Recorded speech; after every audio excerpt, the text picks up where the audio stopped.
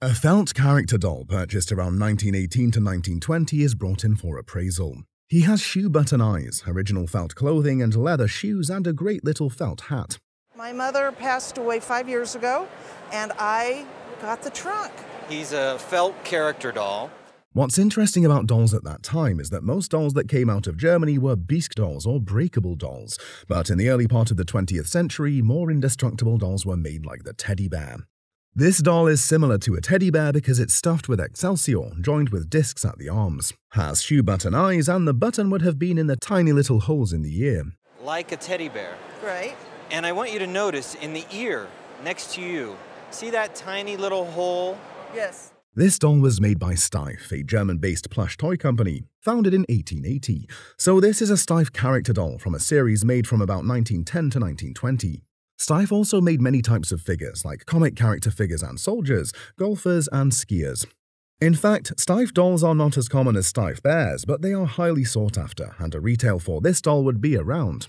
They're undervalued. In today's market, retail, he would be $1,500 to $2,000. Amazing. Amazing.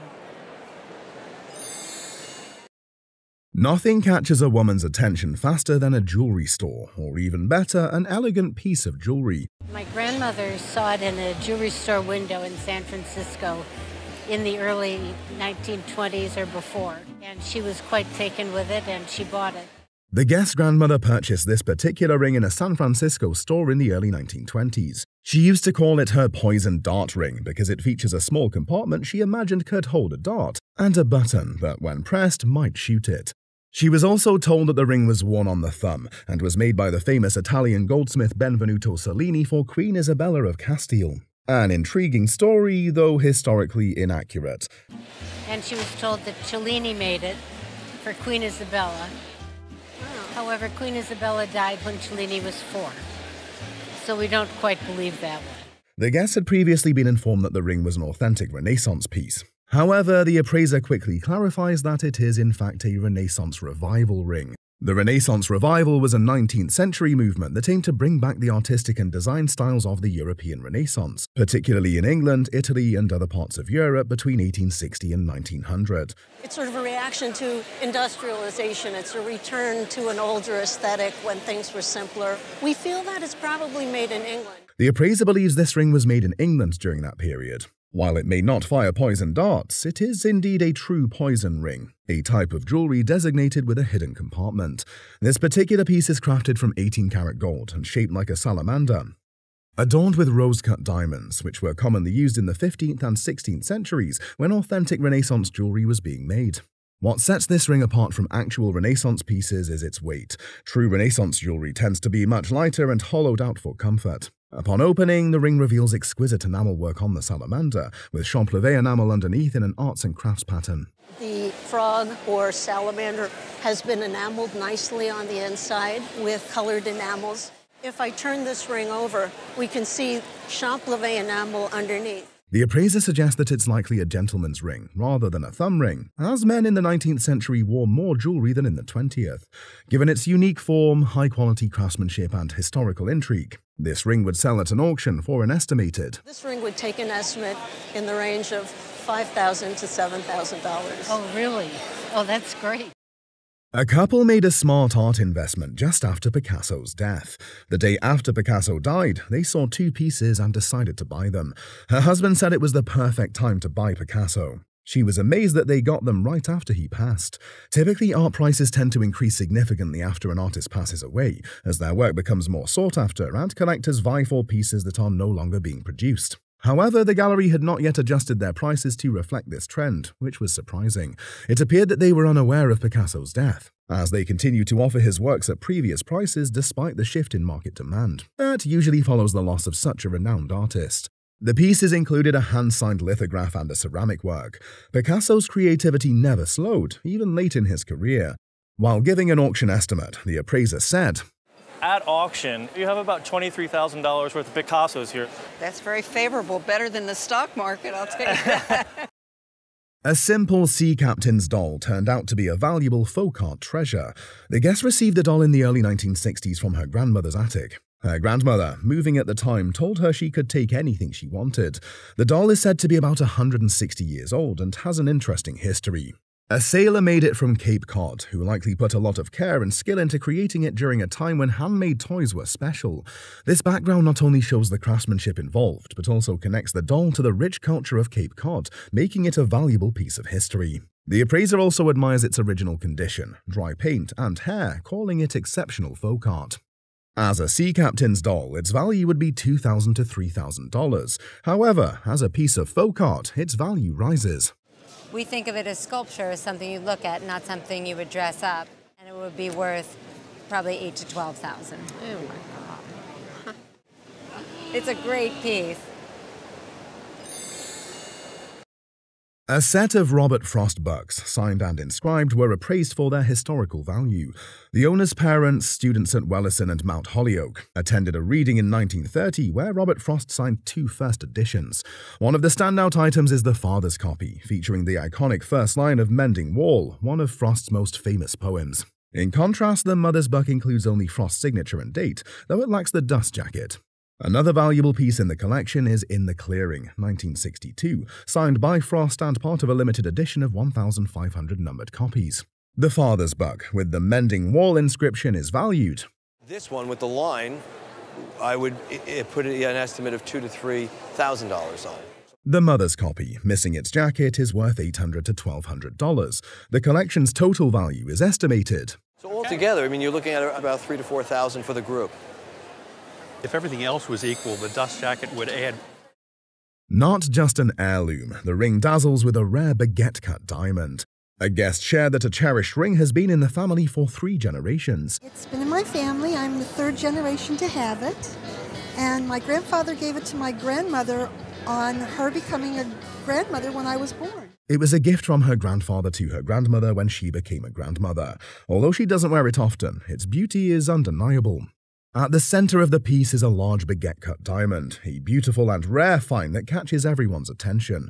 This diamond is special not just because of its size, but also because of its unique shape, which adds elegance and style. Its sparkling facets reflect the light wonderfully, making it a standout feature in any collection. The appraiser estimates the diamond weighs at least 3 carats. Each sidestone likely weighs about 1 carat, bringing the total weight to around 5 carats. The guest was unaware of its value until the appraiser provided an auction estimate. A quick auction estimate is right around $15,000 to $20,000. Oh, thank you so much. Wear it in good health. I will, thank you. You're welcome. Before televisions, there were large decorative items called tapestries.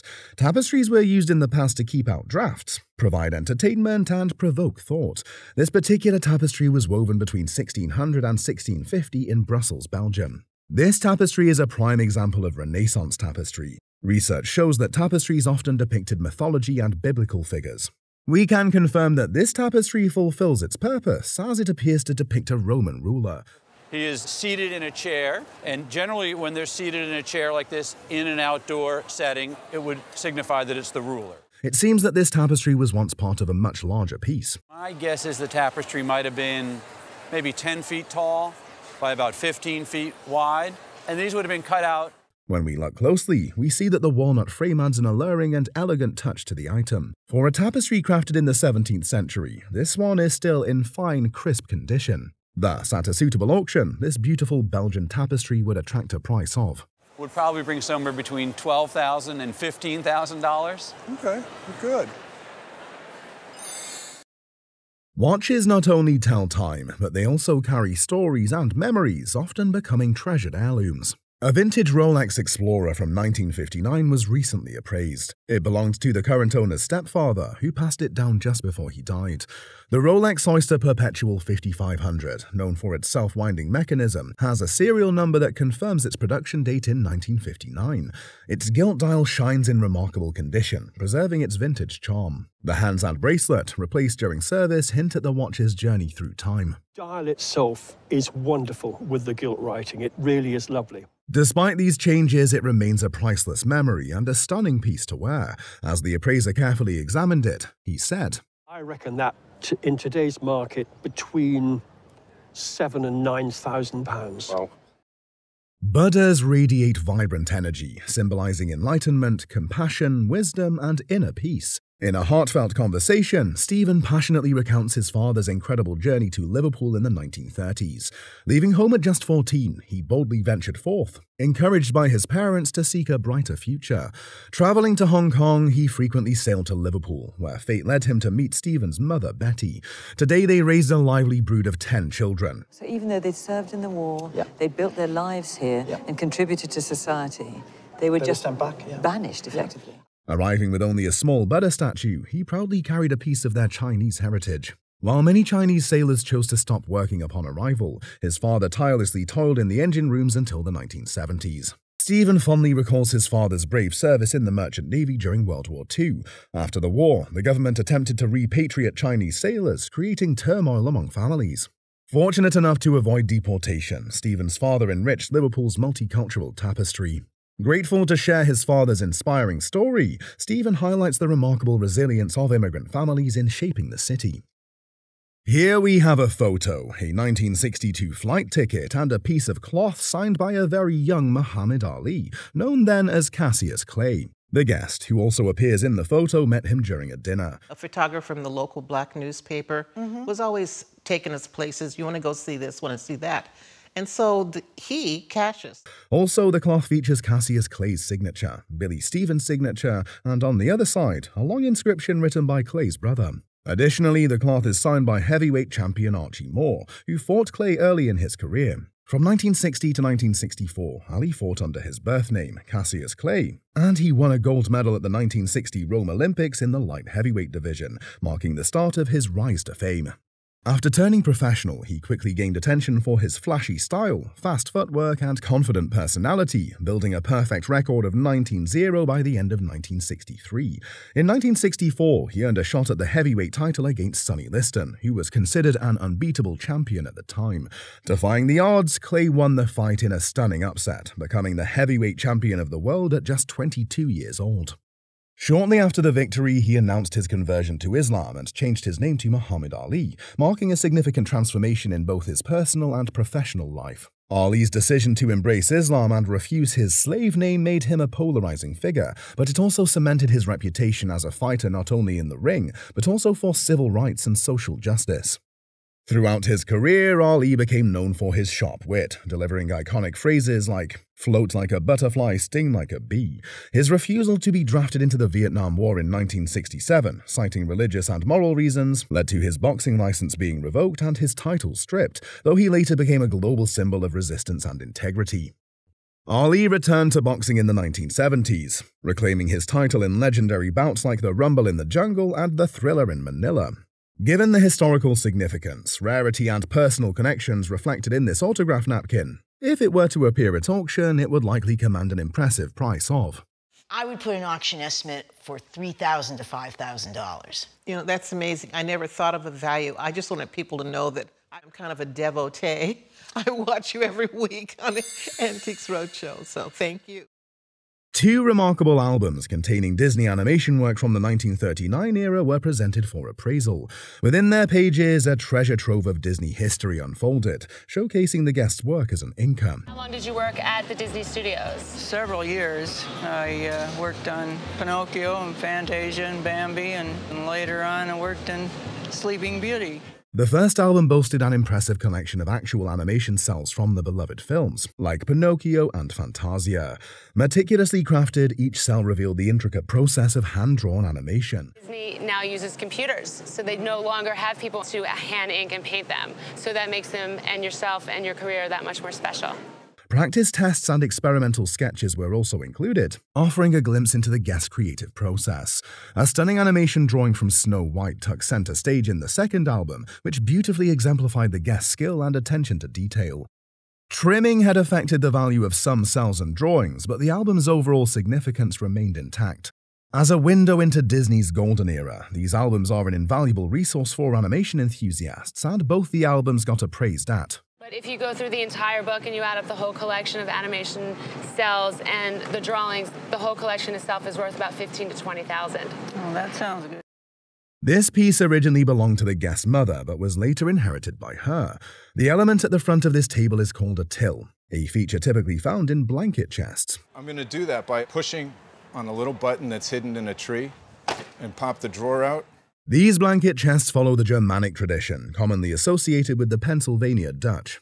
Furthermore, this extraordinary piece has an unexpected feature, a secret bottom that can be pulled back to reveal 2 additional hiding places. Another noteworthy detail is a spring, repurposed from a piece of upholstered furniture, which is also incorporated inside the table. Clearly, this piece was not made in a formal factory, but rather crafted at home. The parquetry top showcases a variety of woods, including walnut, ash, oak, and maple. Based on the secondary wood in the drawer and its homespun style, it appears to originate from Pennsylvania. Root furniture or twig furniture shows up in various disciplines. It's in the Midwest, it's in the Adirondacks, it comes from China as well. Although Sugar Notch, located near Wilkes-Barre and Scranton, wasn't heavily influenced by Germanic culture, elements of Pennsylvania Dutch design are still present. It is possible that the maker of this piece had some Germanic influence, as the Germans were known for Black Forest-style furniture. This piece can likely be dated to around 1900. The carvings feature various animals, such as a caribou, reindeer, or a large stag. On the side there is a bird or figure, but the most significant detail is the back panel, which depicts a seated bear. The bear's eyes are inlaid with brass tacks, and a cub is carved beside it. Additionally, there are more birds, including one resembling a stork or heron holding an open flower in its beak. If brought to auction, given its balance, craftsmanship, and proportions, this piece would likely be valued at. Without hesitation, if this was going to go to auction, I would put $10,000 to $20,000 on it. Oh my God. Wow. I did not expect that at all. Before us lies a breathtaking, intricate pen and ink sketch, a masterful creation from the virtuosic hand of a British art legend. The esteemed artist behind this masterpiece is none other than Lucian Freud. In a remarkable gesture, Lucian Freud handed this sketch directly to the guest. Lucian Freud, the renowned British artist, lived a life as complex and layered as his iconic paintings. Born into a family of intellectuals and creatives, Freud's early years were marked by turmoil and displacement. His grandfather, Sigmund Freud, the pioneering psychoanalyst, cast a long shadow, influencing Lucian's fascination with the human psyche. Freud's artistic process was notorious for its intensity. He demanded absolute stillness from his models, often them requiring to pose for hundreds of hours. This obsessive attention to detail yielded portraits that were both deeply personal and universally relatable. Dating back to the 1940s, this sketch represents an earlier chapter in Freud's artistic journey. So I think giving you something like this actually shows a really interesting side of his working process, like all artists. The sketches show... As one of Britain's most revered artists, Freud's works command significant value. This sketch could fetch an estimated auction price of... And so I think if this was to come up at auction, we would put an estimate in the region of £8,000 to £12,000. Oh, wow. This exquisite piece showcases the exceptional craftsmanship of Japan's master artisans. Originally owned by the guest's grandfather, this piece has been lovingly inherited and preserved within the family for years. Known as a table screen, this item adds an elegant touch to any setting. Japanese table screens, or byobu, are traditional decorative pieces that have been used for centuries. Typically made of silk, paper, or wood, they feature intricate designs and classic motifs. Upon closer inspection, this piece reveals 2 central figures, depicting the legendary characters of Kanzan and Jitoku. United by their quest for enlightenment, they roamed the misty mountains, sharing verses and wisdom. Their legends spread, inspiring generations. Kanzan's poetic genius illuminated the path to inner peace, while Jikotu's unwavering loyalty demonstrated the power of compassion. Condition-wise, this artwork presents some concerns, primarily the missing hand of Kanzan, originally depicted holding a scroll. At auction, this masterpiece is poised to command a value ranging from between £500 to £1,000. Very nice. Thank you very much. This magnificent piece hails from Japan and dates back to approximately the 1800s. I have a great aunt who was an amateur painter. The artist's name is Atomi Gyokushi, with Joshi meaning woman, highlighting her identity as a female artist in a male-dominated field. Born in 1859, she became renowned for her exquisite depictions of cherry blossoms, showcasing her exceptional talent in capturing their delicate beauty. The scene depicted in this painting is a serene nighttime setting, featuring a magnificent owl perched against a backdrop of a large, luminous moon. Below, in maybe April, because you see cherry blossoms in full bloom. Furthermore, the artwork is created on very fine silk, lending a luxurious quality to the piece, while the white parts of the cherry blossoms are rendered in vibrant pigments. In addition to the pigments, Gyokushi skillfully used ink and vegetable dyes, further enhancing the painting's richness and depth. This large-scale painting not only demonstrates her artistic prowess, but also serves as a stunning representation of traditional Japanese aesthetics. The intricate details and harmonious composition reflect her deep appreciation for nature and its ephemeral beauty. Due to its historical significance, exceptional craftsmanship, and the reputation of Atomi Gyokushi, this painting is truly a collector's item. For insurance purposes, given its provenance and artistic value, it would likely command a significant price of. You should insure it for 6,000. 6,000? Insurance, yes. Oh my goodness. Right. A set of 5 beautiful decorative European plates is displayed at this time. These plates, collected by the guests from various relatives, come from different locations around the world. If they're from my grandmother, some of them are from my grandmother, some of them are from my mother. When it comes to decorative plates, each era and region has its unique charm and aesthetic, reflecting the cultural, social, and artistic values of the time. The first plate was made by Alfred Meekin, as indicated by the mark on the back.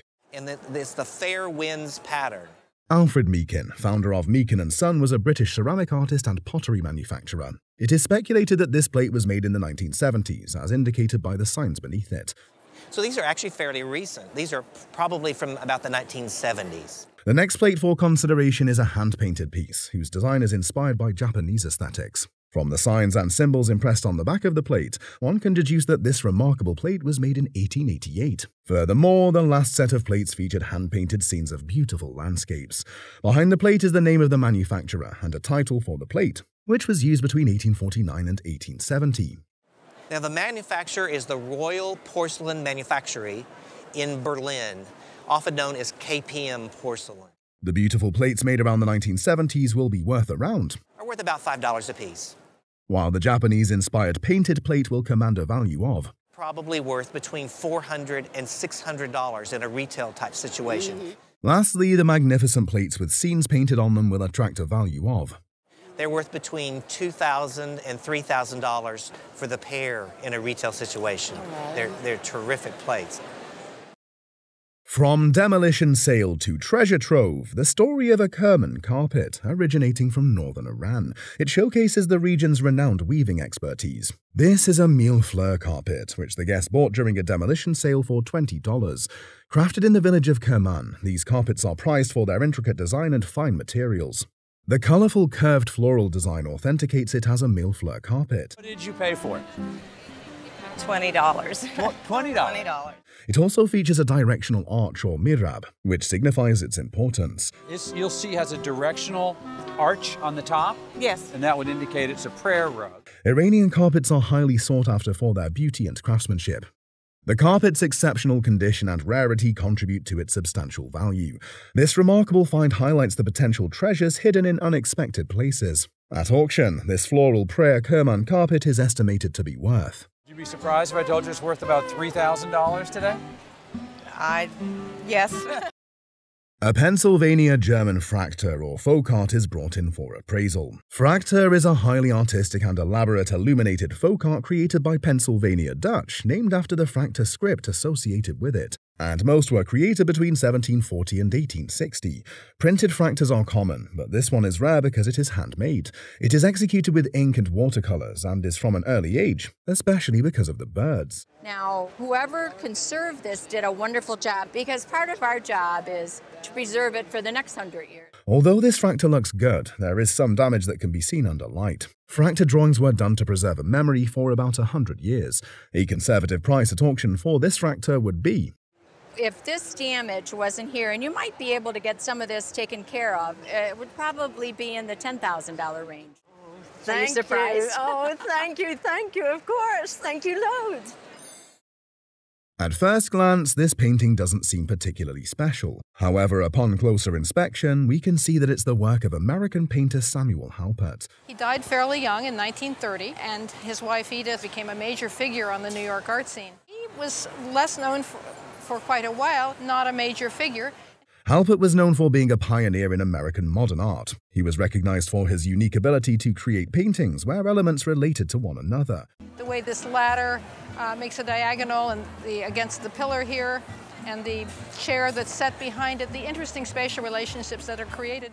As we can see in this piece, the style closely follows Samuel's signature approach. The painting is an oil on canvas, completed in 1910. Upon close observation, the subject appears to be a French garret. We can confirm this through a few subtle details within the painting. Gotten a kick out of it because it has two Toulouse-Lautrec lithographs in the background, which is sort of fun.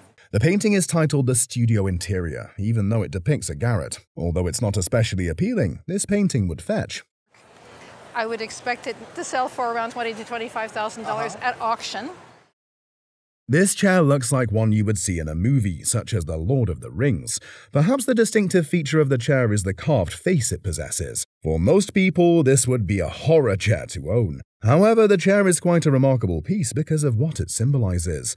The chair is called fantasy furniture, and it's basically any furniture that makes you stop and say, wow. Fantasy furniture was created by furniture makers who wanted to stand out and create something unique. This chair, which is late 19th century, actually is green. That's the original green paint. This mask we see in Europe on churches, on medieval castles. You'll see it as keystones. The chair was made in the late 19th century and represents a character known as the Green Man. The Green Man is essentially a symbol of fertility and rebirth in his native England. Despite this fact, however, this particular chair was made in 1890 in Detroit, America. It's also made from strong mahogany wood. This has the knuckles. Look at these little cuffs.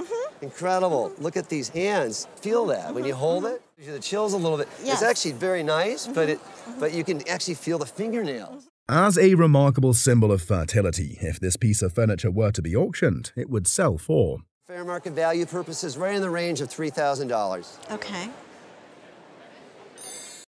The first striking feature of this item is not only its size, but also its appearance. This is because it's a clock called a #1 regulator. They didn't make an inexpensive clock. Everything they made was very, very good quality. You'll notice it does say Philadelphia on the dial. Regulator clocks served as a standard for accurate timekeeping for companies. At their peak, they were used by railroad stations, banks, and offices. This #1 regulator is particularly interesting because it was made by E. Howard & Company. E. Howard clocks were known for their size, quality, and price. This regulator comes in 5 other sizes, with this being the largest. It was also one of the most expensive clocks at the time of its manufacture. The clock is made from a combination of cherry wood and rosewood grain. As one of the original railroad clocks, a suitable auction estimate would be Conservatively, a clock like this would probably bring anywhere from $13,000 to $15,000. Wow, that's great. The first distinctive feature you would notice after glancing at this table is the pyramid support. Interestingly, even though it looks like a dining table, it is more of a gaming table. However, it was originally crafted to be a library reading table. The table is called an Egyptian revival table, and we can confirm this due to the pyramid support. And the reason being is that it has these wonderful pyramid bases. From the looks of it, the table is inspired by Egyptian furniture, which uses elements of ancient Egyptian culture. Many pieces of Egyptian furniture were crafted in the 19th century. However, this one was crafted during the 1920s, owing to the king it represents in its inlay. The inlay of the table represents the Egyptian ruler King Tut. The table is crafted from a mixture of 3 core woods, including oak, mahogany, and walnut. It can be early 19th century. We see a lot of decorative arts with Egyptian motifs on them. And then in the late 19th century, it happens again. And then again, in the 1920s, there's another Egyptian revival. Interestingly, the table also has spooky eyes that emit a bright glow. And they're probably taxidermy eyes. They're quite bright, and they really glow at you. As an American-made Egyptian revival table, one would expect it to retail for I would expect to pay around $8,500 for it. Oh, that's great. On display is an oil painting, or what we call marine art, given to our guest by her father. This work was created by an artist named Ralph Cahoon. Ralph Cahoon was an American artist known for his whimsical and fantastical paintings, often featuring mermaids, sailors, and nautical themes. And known for these whimsical, nautical, 19th century inspired motifs. He lived from 1910 to 1982, signifying a mid-20th century work. He lived on the Cape, in Cotuit, I think, most of the time. Oil paintings such as this are a traditional and highly regarded art form that has been around for centuries. The frame used to house this beautiful oil painting is known as the Victorian frame, gold in colour. A Victorian frame is a style of picture frame that originated during the Victorian era in England, 1837 to 1901. This painting features 15 mermaids, a sailing ship with sailors, and the American flag. Cahoon's paintings often blend reality and fantasy, as shown in this work, creating a sense of enchantment in the process. Considering the uniqueness and quality of this Cahoon oil painting, it will command a fee of $30,000 to $50,000. Great. Good price. A beautiful bronze statue is being examined during this segment. This statue was originally owned by the guest's grandfather, who passed it down to her mother. The statue represents Mélusine, a figure from French folklore. Mélusine is a mythological creature depicted with a woman's upper body and a fishtail instead of legs. It was made in France. Around 150 years ago. Currently, the guest uses the statue as a table lamp. Interestingly, this statue was originally designed as a gas lamppost, intended to illuminate streets and public spaces. And she would have been fixed to the bracket, and there would have been a gas pipe. The wings of Mélusine are bent or curved downward, a distinctive feature in artistic representations. These bent wings are believed to symbolize Mélusine's connection to water and her role as a guardian of aquatic realms. Furthermore, her dual nature, fish and human, symbolizes the link between the conscious and unconscious mind. Given the rich history behind this remarkable statue, it is expected to attract a value of. But she has a value of £300 or £400. Okay. Two remarkable paintings embody the vibrant essence of Trinidadian life and landscape. One work, attributed to a talented great-grandfather, depicts a lively scene featuring traders and palm trees swaying in the wind. This piece vibrantly captures the Caribbean's energy, where figures thrive under sunlight filtering through lush foliage. Additionally, the other two paintings, both by Michel-Jean Casablanc, showcase his mastery of light and composition. One painting features a serene river, beautifully rendered but somewhat faded in condition. Glowing with central light, the second painting depicts a Trinidadian paradise akin to the Garden of Eden. Casablanc's signature style captures a luminous pool of light, beckoning the viewer into the lush embrace of darker vegetation. This incredible painting weaves the family's legacy into Trinidad's rich artistic tapestry, spanning 5 generations. Casablanc, Trinidad's pioneering painter, shaped local art by mentoring many, including the great-grandfather. Now, his watercolors are very sought after, and not only in the Caribbean, but also across the world. Collectively, these paintings are valued at an impressive range of. This one, which I'm afraid I prefer, Yeah. even if you don't, Right. I've got that at £15,000 to £20,000. Goodness me. Belmont House proudly unveils a stunning collection of arms and armor, worthy of any international museum. Once tucked away in a dusty attic, this collection of 300 pieces has been beautifully restored for public admiration. Exquisite pistols and a long gun were crafted by Claude Martin, a French arms maker for the East India Company. Martin created European-style weapons with Indian artistry, gifting these exquisite pieces to dignitaries and royalty. Each weapon bears his signature, making it easy to date the collection to 1791. An intricate silver work on these guns vividly captures the thrill of the hunt with galloping horses, playful dogs, and a poised hunter. A striking 17th century South Indian spearhead, crafted for nobility, embodies exquisite craftsmanship. Although it was probably never used in battle, its quality signifies its importance and the stature of its owner. The revival of Belmont House's collection invites a deeper appreciation of its extraordinary treasures. This exquisite piece effortlessly captures the essence of timeless elegance, with its asymmetrical design and vibrant gemstones arranged to create a delicate balance between artistry and charm. This stunning jewelry piece was given to the guest as a gift. It is a negligee pendant, a style defined by 2 stones hanging asymmetrically from the top of the chain.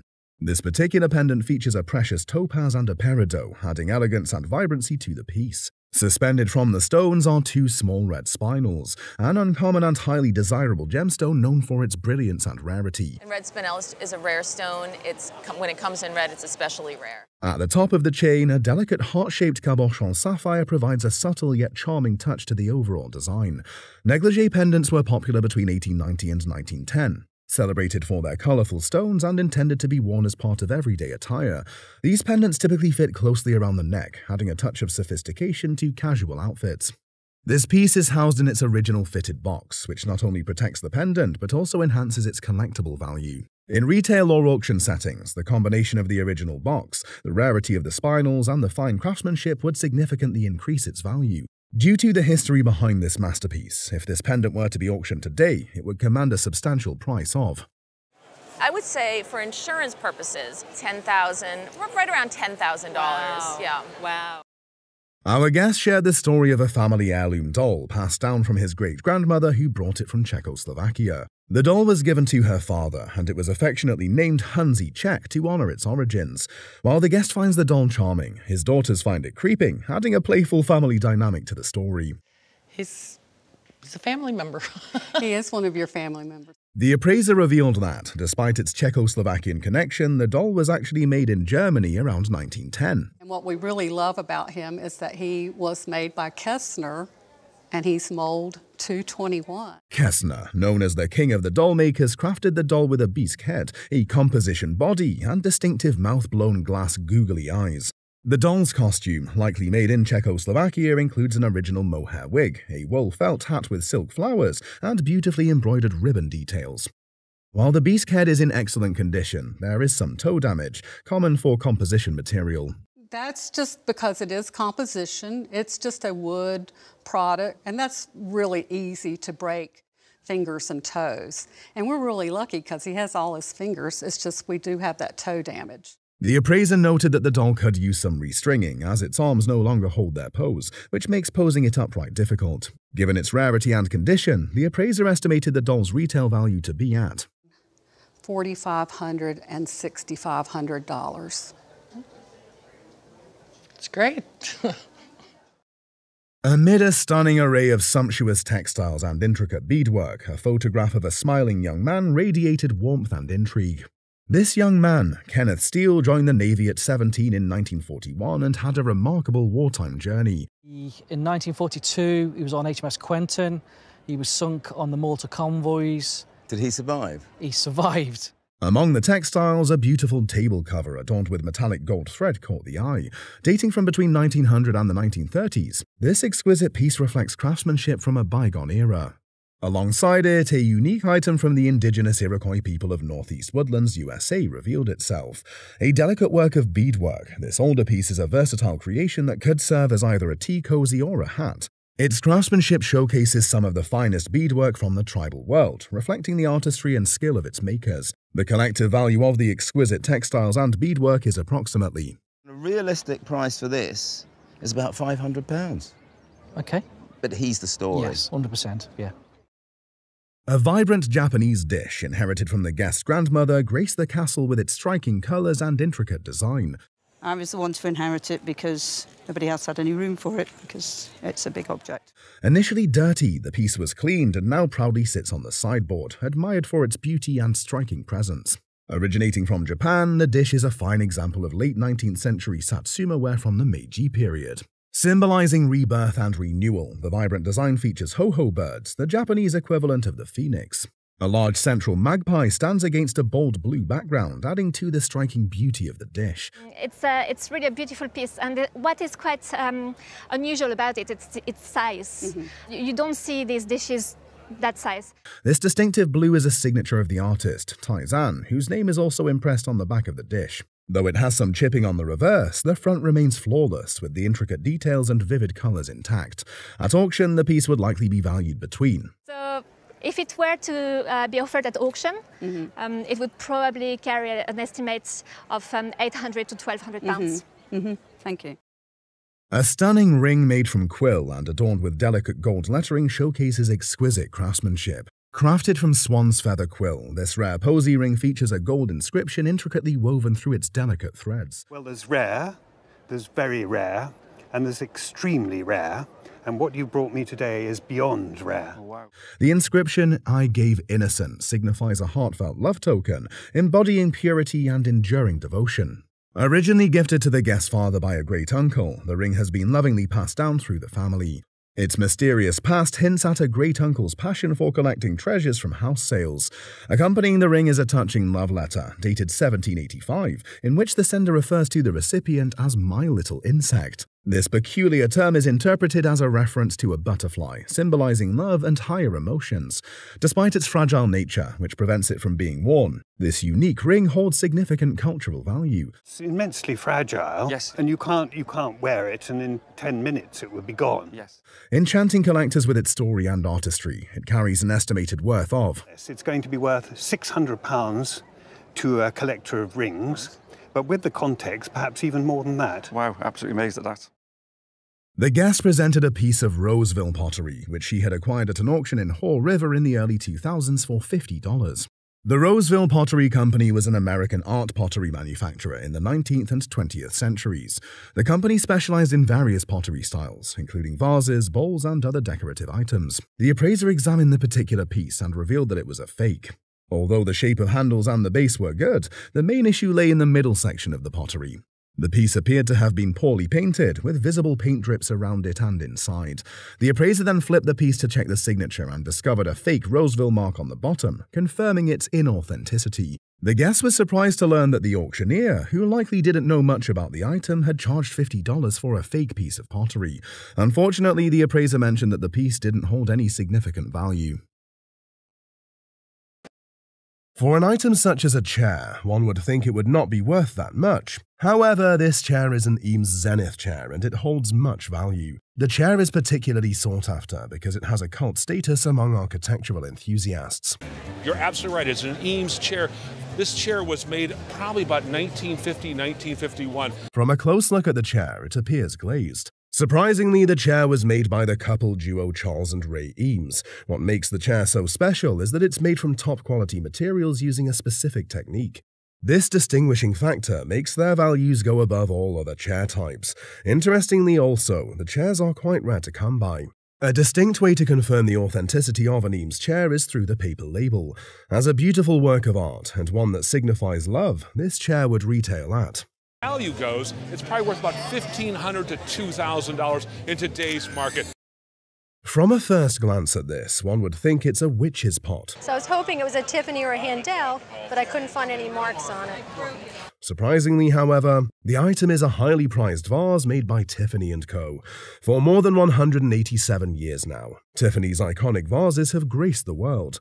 This vase is called an arrowhead vase because of the pointing arrow. It's called an arrowhead, and it's a bronze and a mosaic base, and this was a very early piece. It's made from a mix of bronze and mosaic, which gives it the witchy look. The vase is also an early one and was initially created to be used as an oil lamp. One of the distinct features to know that it was created by Tiffany & Co. is the beautiful way it was designed.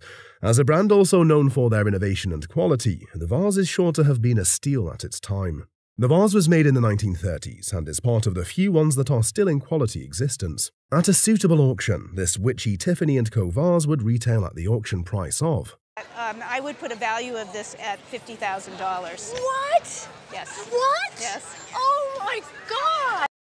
After glancing at this beautiful furniture, the first thought that came to mind was the fine finish. Called a valuable chest, this item is a Queen Anne antique dresser chest. The chest is called a Queen Anne chest because it was crafted during the reign of Queen Anne. It was made in the 18th century with durable walnut wood. The chest was reinforced with cedar, which was used to drive away insects like termites. Many folks would normally use this chest to store valuable possessions, hence the name. So you have the original Chippendale brasses on this. You have this overhanging cornice, wonderful molded drawers, 3 over 2. The drawers were arranged in a unique fashion, which sparked innovation at the time. Poplar, it shows that this is exposed to air, and this is not oxidized. That means... Interestingly, the lower part of the chest has a base that can be opened up. It always had a base. The base would have looked exactly like this. However, the base is believed to have been crafted much later than the main chest. I'm sorry to say that. It was done 100 years ago. Okay. Okay, so nothing you did or your parents. It was something lovingly done. If this beautiful chest were to be sold at a furniture auction, it would retail for nothing less than... It is worth, at auction, probably $5,000 to $8,000, in that range. The story of these works of art is incredibly mind-boggling, to say the least. We have 2 items, including a hand-signed lithograph and a ceramic by the famous Pablo Picasso. Picasso is largely known as one of the most influential artists of the 20th century. It is indeed a hand-signed lithograph by Picasso, but a lot of people might not know that he also made ceramics. He is also responsible for co-founding the Cubist movement and the invention of constructed sculpture. The ceramic represents a part of his work that most people discovered after his death. Each of these items were bought a day after Picasso died at a steal price. So to put the two together, I think you see similarities in style and workmanship, Perhaps what is most surprising about the ceramic is that despite being glass, it is durable. The style and design of each piece also complement naturally to confirm that it is Picasso's work. Each of these items serves as a joy to behold for art collectors. That's why at a suitable auction, this beautiful Picasso duo would retail for the price of. At auction, you have about $23,000 worth of Picassos here. That's very favorable, better than the stock market, I'll tell you that. Nothing screams royalty better than this beautiful chandelier piece. The chandelier is a Limoges chandelier, and it is a beautiful piece of art made to beautify a home. After the sale was closed, I think they had regret that they had left it and asked my in-laws if they would return it to them. The name Limoges is a prestigious name because they have been known to be expert porcelain manufacturers. Limoges chandeliers are often made from brass, ceramic or metal to bring your living room to life. However, this one is made from porcelain and gilded metal. Interestingly, the chandelier was originally a gas variant, but was later converted to electric. Exterior of the arms of the chandelier that they thought it was a gas chandelier converted to electric. It's also not a hand-painted chandelier, which suggests that it was crafted at a much later date. It does help us date it, but the mark is not really what we need to date it. We can do it in other ways. As a Limoges piece, one would expect the quality of the chandelier to be top-notch. However, the porcelain is not that strong owing to the materials used. Nevertheless, it still possesses the prestigious name and thus would be auctioned at. That's I would have thought between $300 and $500 would be the correct estimate at auction. This painting perfectly depicts the statement of bringing a character to life. It was drawn by the Oriental Italian painter Albert Pacini. Pacini had a unique style of painting called Orientalism, where he painted the Middle East. Pacini had a knack for art in its deepest form and built relationships with other prominent artists. He's probably the leading Italian artist to work in the Orientalist manner. Really? And by that, I mean using subject matter from the East, from North Africa.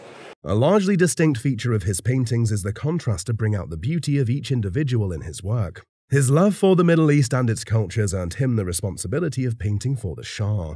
And this painting here, it's hard to determine where exactly it might be. He did do a lot of work in Constantinople, so it's possible that it's of Turkish origin. From the characters in the painting, it looks to be a Turkish-inspired painting. The combination of subtle colors illuminates his unique style of painting. Perhaps that's why he was known as the leading Oriental expert painter from Italy. For this reason, this beautiful oil painting would retail at the auction price of. I would think at auction, I would feel very comfortable with an estimate of $30,000 to $50,000. Really? Yeah. Our guest acquired this pottery piece from a small chapel where she does the flowers. After it was discarded during a basement cleaning, she cleaned off the grime to reveal a stunning glaze, but couldn't identify the mark on the bottom. The appraiser revealed it as a piece of Pisgah Forest pottery made by Walter Stephen, who started. Pisgah Forest was started in Arden, North Carolina. It's outside of Asheville in 1926. Stephen was known for his craftsmanship, creating his own potting tools and using techniques like decoration, which is like built-up decoration of scenes, and crystalline glazes. This particular piece stands out due to its crystalline glaze and larger size, which is rare for Pisgah pottery. The snowflake crystals on the surface are an especially difficult effect to achieve, as Stephen used wood or gas kilns instead of modern electric kilns. The appraiser estimated the value at a jaw-dropping price of. Conservatively, I would say between $2,000 and $3,000, but I wouldn't be surprised if it brought like $3,000 to $5,000 in that range. It's really quite nice. Wow. Yeah. You could look for Pisgah for the next 10, 20 years. And maybe you'll see one this good. Wow. Amazing. He found an old book on clockmaking in an antique mall. A manuscript about Ferdinand Berthoud, the renowned 18th century Swiss watchmaker. Ferdinand Berthoud created marine chronometers essential for navigation. His work was vital in the competition between France and England to improve navigation tools. This is such an unusual book because it is written by hand. It is not a printed book. The 1792 book features Berthoud's cipher and two parts, one from 1791 and the other from 1792. The document includes schematics of clockwork systems essential to Berthoud's timekeeping instruments. These documents, with notes and diagrams, were vital for future watchmakers to replicate Berthoud's designs. They offer insight into individual designs and broader 18th century technological advancements. Its intricate designs impressed experts, prompting the appraiser to value the item. I would say the estimate range should be $40,000 to $60,000. Wow. Well, I had no idea what it's worth. Our guest shares that the piece was purchased by family members in North Dakota 30 to 40 years ago for $300. They were visiting an art gallery featuring works by Charles Russell, a well-known painter and sculptor. The appraiser highlights the size of the horn and the intricate figure of a cowboy lassoing a horse. He emphasizes the craftsmanship and artistry of the folk object, noting its decorative nature. By the 1870s or 1880s, powder horns like this were mainly decorative, as the need for them had diminished. The appraiser playfully checks for any gunpowder scent, but concludes that it was likely not used for action. Admiring the horn's size and craftsmanship, he shares that it has been appreciated at the folk art table. At auction, this piece could easily fetch a value of... This horn is worth between $2,500 and maybe $4,000, easily, okay? And it's not bad. No, not at all for $300 investment. One guest received this Alabama football from his father when he was 11 years old. He had asked for an Alabama football, and his father brought home this special piece of memorabilia.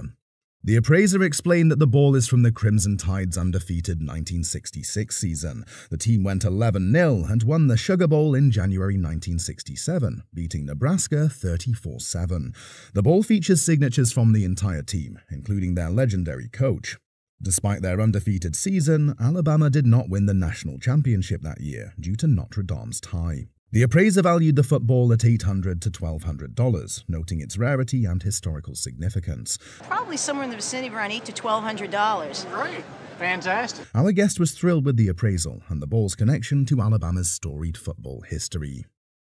A family heirloom, this climbing axe symbolizes the first ascent of Denali and a legacy of adventure. The guest presents a climbing axe. This is my great-grandfather's climbing axe from the first expedition up Denali. His great-grandfather's, Harry Carstens, who was part of the first expedition to summit Denali in 1913. Carstens had a remarkable journey, starting as a young man who arrived in Dyer during the 1897 gold rush.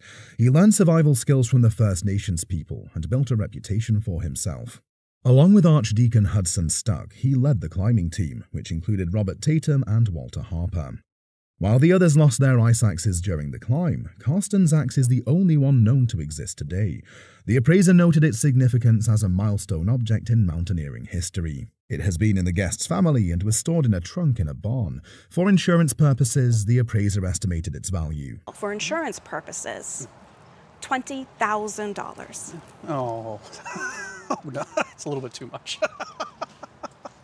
You sure? Now I gotta lock it up. The guest stumbled upon a hidden treasure at a charity auction, unaware of its true worth. The guest acquired the piece at a charity auction for about $60. It's a charity auction at my office, and I was lucky enough to get it. I paid about $60 for it. He was drawn to it because it depicted St. Paul's Cathedral in London, where he was born. The appraiser praised the scene, noting that everyone recognizes St. Paul. He asked if the guest knew the artist and pointed out the unusual signature. The artist was Luigi Casimir, an Austrian-Hungarian who lived until 1962. The guest asked if it was watercolor, and the appraiser clarified it was printed. So it's not watercolor at all? No, Okay. This is printed. All right. It's like a sand, and it creates a pitted surface in the copper plate, so you can hold color. The appraiser explained aquatint allows for color gradations on the copper plate. This piece features St. Paul's and Fleet Street, one of Casimir's best subjects. He then asked the guest if he knew the artwork's auction value. The appraiser estimated it might bring between $800 and $1,200, leaving the guest excited. At auction today, this might bring between $800 and $1,200. Wow, that's way more than $60. That's fabulous. This antique road grader was inherited by the guest from her father, who was in the construction business and collected such items. He acquired it at a show around 25 years ago, along with another harrow that has since been sold. Our guest immediately loved it and kept it as her own. The appraiser explained that it was likely made as a salesman's sample to showcase how the equipment worked. The grader is remarkably detailed, featuring cast aluminium, brass, and... Even got wood planking here. You're aware of all the features. It has a functional mechanism where the wheels rotate the blade and the ratchet bar moves the axle.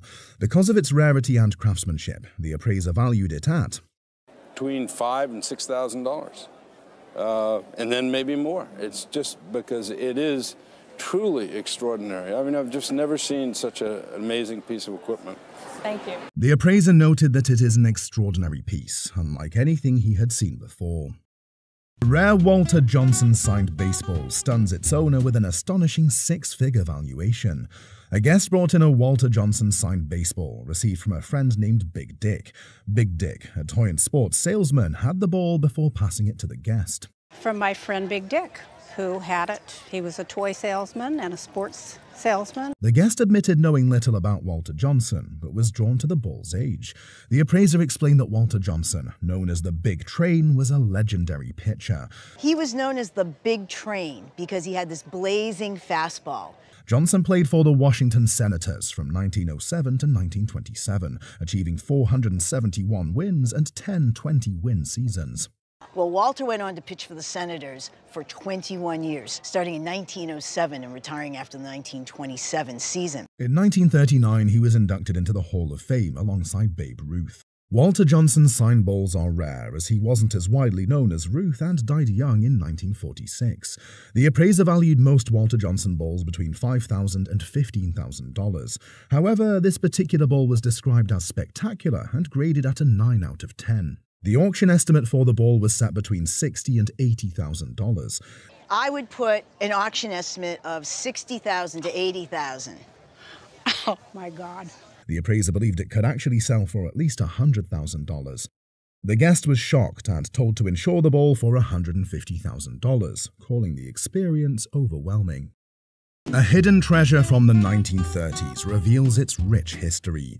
In the 1930s, the guest's parents attended an estate sale in New Haven, Connecticut. They purchased a piece of glass for a small amount, as they were short on money. In New Haven, Connecticut, and they bought it.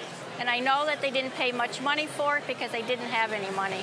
It was made at Tiffany around 1914, under Louis Comfort Tiffany, the founder's son. The glass is known as aquamarine glass, produced for a brief period. Initially, it featured aquatic life, but later versions included floral designs. The piece is signed on the bottom, indicating it was made by Tiffany. However, not every signed piece is necessarily Tiffany. Aquamarine glass was unique to Tiffany, as the production technique was difficult to replicate. The estimated value of this piece is between $30,000 and $40,000. Your piece of glass is worth between $30,000 and $40,000. Pretty good. Pin was brought by a guest who had purchased it at a church antiques fair. The item held significant historical value because of its connection to Lord Nelson. He was a British naval hero who died at the Battle of Trafalgar in 1805. The appraiser pointed out that the pin featured the name Nelson in black enamel. It was made using Champneuve enamel, a technique commonly seen in mourning rings from the early 19th century. This pointed to the likelihood that the pin was a personal relic of Nelson. The owner confirmed that the seller had mentioned a connection to Nelson, but did not provide much detail. Although the pin had no intrinsic material value, its historical context made it far more valuable. The appraiser noted that Nelson and Napoleon memorabilia were highly sought after by collectors. He added that if the pin went to auction, it could generate a lot of interest. Originally bought for £8, the estimated value of the piece was. I'm going to venture £4,000 to £5,000 on it. Oh, my goodness. A dusty Apache basket, treasured by generations, holds a surprising value that connects family and history. The guest shares that the dusty Apache Oya basket belonged to her grandmother, who enjoyed playing with it as a child in the early 1900s. It was passed down from her great-grandmother, who received it as a gift. The appraiser confirms that the basket dates back to around 1890 and was originally used for grain storage. This basket speaks of the turn of the century, so it was probably created about 1890 to 1900. It's called an Apache Oya. He notes its remarkable condition and beautiful design, pointing out the intricate patterns and a dog figure on the basket.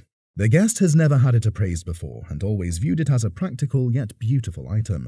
While estimating its auction value, the appraiser said, Well, if this was to come to auction on a sophisticated marketplace, it would sell for about $15,000 to $18,000. Wow. That's really something. It's really gorgeous. The guest is surprised and delighted by this valuation. Both share a laugh over the basket's history and significance. At an estate sale, a visitor stumbled upon a collection of 1960s fabrics that captured her heart. At an estate sale, a visitor found fabrics that epitomized 1960s style. She loved old fabrics and bought them for a total of $8. I really love old fabrics, so I just bought them. Uncertain if she had all 12 pieces, she confirmed it was $8 for the set. How much did you pay for them? $8, and there's still a few more. I'm not sure if I have all 12 or not. The appraiser admired the fashion images and noted Bill Atkinson. However, her colleagues at the textiles table were unfamiliar with him. Consulting the internet, the appraiser found that Atkinson was an amazing designer. An article from Sports Illustrated in May 1956 described him as an architect. He helped make casual and sportswear more acceptable as everyday wear. The appraiser pointed out Atkinson's architectural influence in the straight lines. When asked about the fabric's purpose, the visitor guessed they were for a clothing line. The appraiser agreed, but suggested they were likely used in stores to showcase merchandise. She noted these were called watercolor studies, though they were printed, not true watercolors. The appraiser concluded that the pieces were extremely rare. The total value at auction between $2,400 and $3,200. Making all 8 of them at auction estimated $2,400 to $3,200 for the group of 8 that we see here, not including the ones you have at home. This episode offers a fascinating intersection of history and horology. The centerpiece is an antique shelf clock that has been passed down as a treasured family heirloom for generations. Additionally, the clock comes with a family story tied to the Civil War. There's a family story that says that the lead weights were melted down and used for ammunition during the Civil War, and that the clock was hidden away and forgotten about for a few years. Interestingly, this clock was discovered in the attic of a relative's home before eventually making its way into the hands of today's guest. This is a Massachusetts shelf clock, crafted around 1785 by Aaron Willard. Willard was a prominent American clockmaker from the late 18th century, known for pioneering clockmaking in Massachusetts. Aaron Willard was born in 1757 and died in 1844. He had 3 other brothers, Simon, Ephraim, and Benjamin, that worked with him in Grafton, Massachusetts. Several design features mark this clock's early origins, such as its distinctive case-on-case structure. This case here, and then these brass feet. And then again, it's repeated with another case, and then these wonderful brass scrolled feet here. It also boasts an elegant balloon top with a kidney-shaped dial, a signature trait of early Massachusetts shelf clocks. The clock's mahogany case, still with its original finish, is a highly attractive feature for clock collectors. Additionally, its hands are in remarkably fine condition, enhancing the clock's overall appeal. Are absolutely wonderful. They're called poker beetle hands. It's an extraordinary piece, one that any horological museum would be thrilled to display. At a showroom, this remarkable clock, with its case-on-case form and pristine kidney dial, would be valued at. Would certainly sell between $125,000 to $150,000. Wow. It's a little surprising. Yes.